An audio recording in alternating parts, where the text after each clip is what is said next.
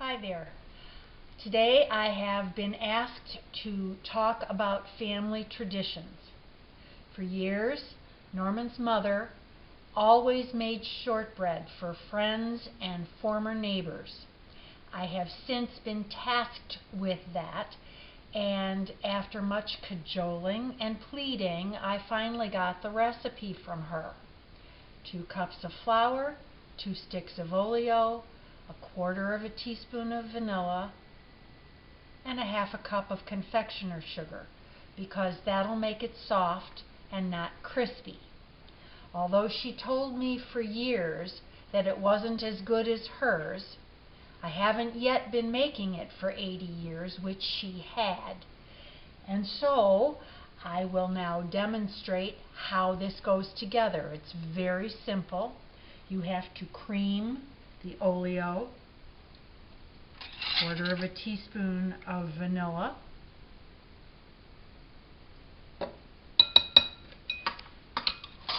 and 1/2 teaspoon of confectioner's sugar. You can do this by hand, but this makes it a lot faster. But you have to go slow because the confectioner's sugar will be all over you and the counter and the rest of your house if you go too fast.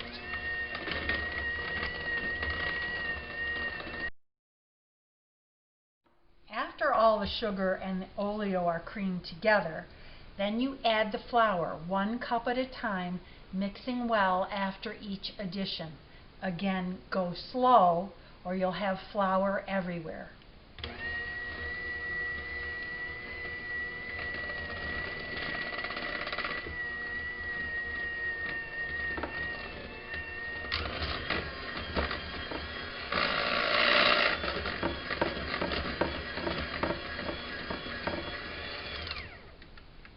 Next cup.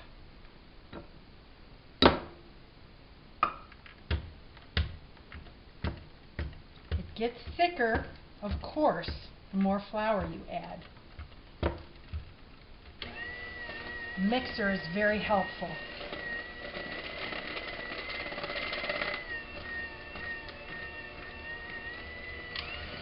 Once you have all the ingredients mixed together, take your rubber spatula, scoop it down off the sides, and make sure that it's all come together. Now we have to put it in a pan. The pan dimensions, according to my mother-in-law, were 7 by 13. Well, 7 by 11. Now, if you can find a pan like that, I found them at Dollar Tree for $1 a piece. So then I don't have to throw them away. Pour the dough into the pan, if you can get it out.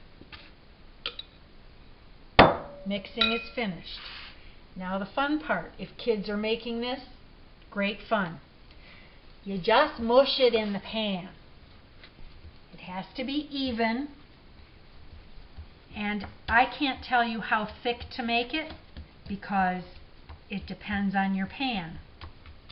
This pan is quite accommodating, and it seems to make it a lot easier to finish. This seems quite mundane, but if you don't get it right, you'll have burned at one end and raw at the other, and certainly raw dough is not what you want. Just keep patting it and with your hand, and she made it for 80 years. She used her hand, and that was a big hand, so mine takes longer. Okay, almost there. Getting it even is very important. Of course, I said that already.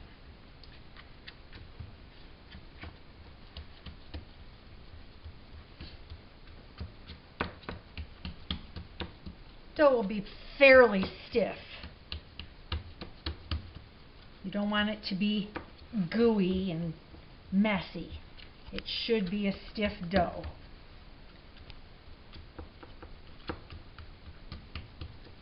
All right, that looks pretty good.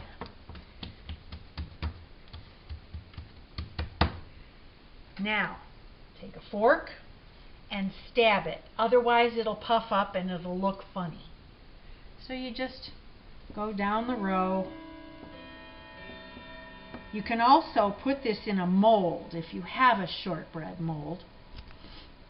I never saw the purpose of having that because it all looks the same when it gets in your stomach.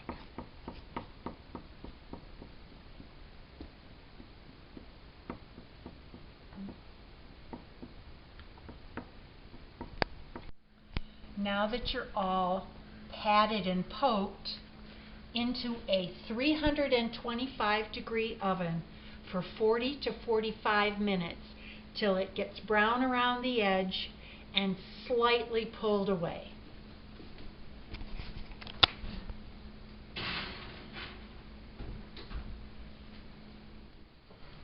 As you can see, it's nice and brown around the edges and slightly pulled away. Just out of the oven is the time to cut it. Otherwise, it'll be too stiff and it'll crumble. So you just put your knife in and pull it along, and you make finger sticks out of it. Some are thick, some are thin. There's no right or wrong way to do it. And there isn't a number perfectly that you'll get out of each recipe. It all depends on how you cut it.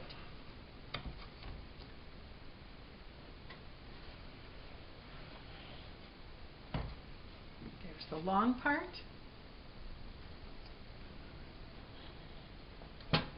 And the short part.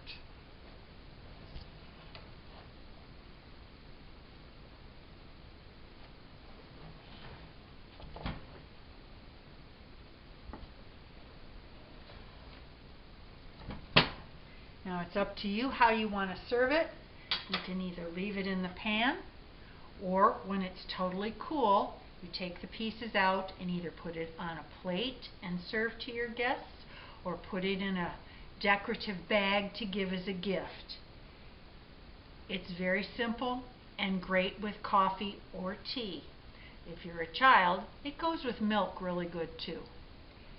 And that's how you make shortbread.